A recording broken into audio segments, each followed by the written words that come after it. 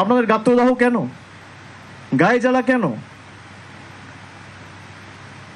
আমি দুদিন ধরে সংবাদ মাধ্যম দেখছি,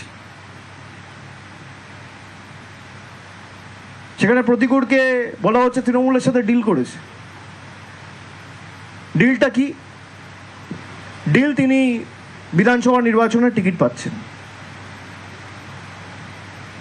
প্রতিকূল আমাকে নিজে এসে বলছে, দাদা দল যদি আমাকে টিকিট দেয়ও আমি টিকিট নেবো না। আপনি একটা ছেলেকে জানেন না, আপনার সাথে যে এতদিন ধরে দল করলো তাকে আপনি চেনেনই না। আপনি তাকে আগেই ঘোষণা করে দিলেন যে সে বেঈমান, সে গদ্দার। তার কারণ আপনার কাছে সে বশ্যতা স্বীকার করেনি, আপনার হ্যাঁতে হ্যাঁ মেলায়নি, আপনার স্তাবকে পরিণত হয়নি। খুব গায়ে জ্বালা সেলিম বাবুদের। তৃণমূলের সাথে ডিল হয়েছে, সংবাদ মাধ্যমে স্নো পাউডার মেখে ঘুরে বেড়ানো নেতা বলে দিচ্ছে তৃণমূলের সাথে সেটেলমেন্ট হয়ে গেছে। আমি এটা সংবাদ মাধ্যমে বলতাম না, কিন্তু আমি যদি এটা না বলি, মানে আমার এটা বিবেকে লাগবে যে আমি কিছু বলার আগেও এসে আমাকে বলছে যে আমি বিধানসভা নির্বাচনে দ্বারা কোনো টিকিটের জন্য আসিনি, আমি দল টিকিট দিলেও নেবো না, আমি সংগঠনে কাজ করব। আজকালকার দিনে কজনকে পাওয়া যাবে যার রাজনীতিতে কোনো চাওয়া পাওয়া নেই? রাজনৈতিক কর্মী সমর্থক প্রত্যেক দলেরই থাকে, কিন্তু ভালো কর্মী আপনি কোথায় পাবেন? তৃণমূলেও যেমন ভালো খারাপ আছে, বিজেপিতেও ভালো খারাপ আছে, সিপিএমও আছে, সব দলেই থাকে। যাদের চাওয়া পাওয়ার কিছু নেই, মানুষের জন্য নিঃস্বার্থে কাজ করতে চায়, মানুষের জন্য সর্বক্ষণের কর্মী হয়ে কাজ করতে চায়, এর জন্য কারোর রবার স্ট্যাম্পের প্রয়োজন হয় না।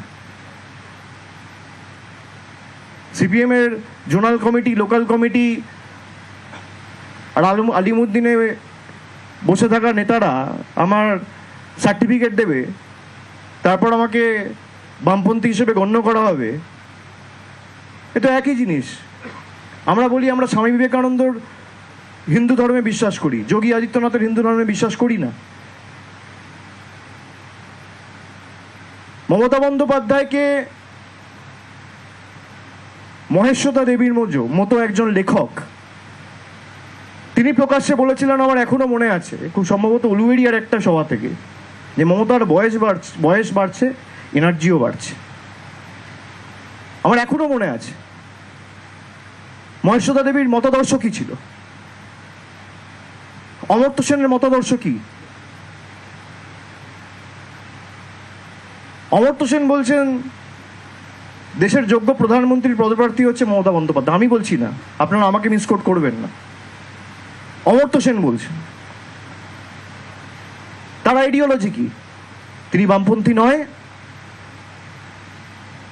যাকে অমর্ত্য সেন, মহেশ্বতা দেবীর মতো ব্যক্তিত্বরা স্ট্যাম্প দিয়েছে, তাকে মোহাম্মদ সেলিমের স্ট্যাম্পের জন্য অপেক্ষা করতে হয় না। যারা তৃণমূলের আইডিওলজি নিয়ে কটূক্তি করে, ব্যঙ্গ বিদ্রুপ করে, তৃণমূল দলটার কোনো আইডিওলজি নেই। আমার আইডিওলজি ওয়েলফেয়ারিজম। একটা গ্রামে যদি আগুন লাগে, কাউকে পান না পান, ফায়ার ব্রিগেডে প্রথম ফোনটা করবে তৃণমূলের সেই পঞ্চায়েতের নেতা বা কর্মী। এটাই আমার আইডিওলজি। কারোর বাড়িতে কোনো বয়স্ক মানুষ যদি কোনো ব্যাধিতে আক্রান্ত হয়ে রাত্রিবেলা অ্যাম্বুলেন্সের প্রয়োজন হয়, অ্যাম্বুলেন্সটা ডাকবে যে সে তৃণমূলের কর্মী বা নেতা। এটাই আমার আইডিওলজি।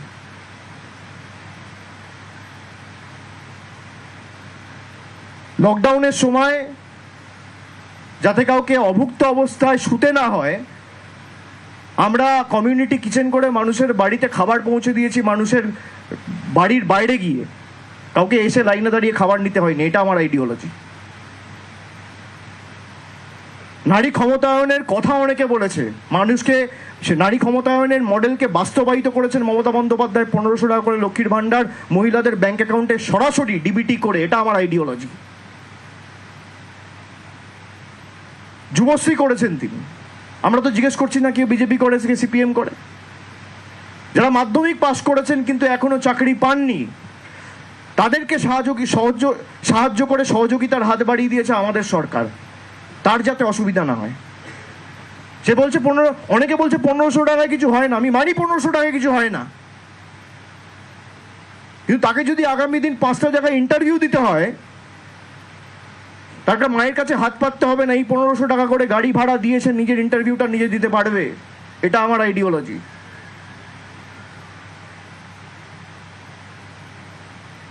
পনেরোশো টাকায় কি হয়? 1500 টাকায় হয়তো কিছু হয় না, কিন্তু 5 বছরের জন্য তাকে 1500 টাকা করে দেওয়া, বছরে 18,000 টাকা, 5 বছরে 90,000 টাকা। যারা বলছে তারা 9,000 টাকা দিয়েছে, 900 টাকা দিয়েছে, 90 টাকা দিয়েছে মানুষকে। এই 2,04,000 কোটি টাকা ঋণের হিসাব কোথায়? আপনি মমতা বন্দ্যোপাধ্যায় সরকারের আমলে একাধিক উন্নয়নমূলক প্রকল্প, পরিকাঠামোগত উন্নয়ন, রাস্তাঘাট, আলো, জলের প্রকল্প, ইলেকট্রিফিকেশন, গ্রামে গ্রামে বিদ্যুৎ পরিষেবা, এগুলো তো দেখেছেন।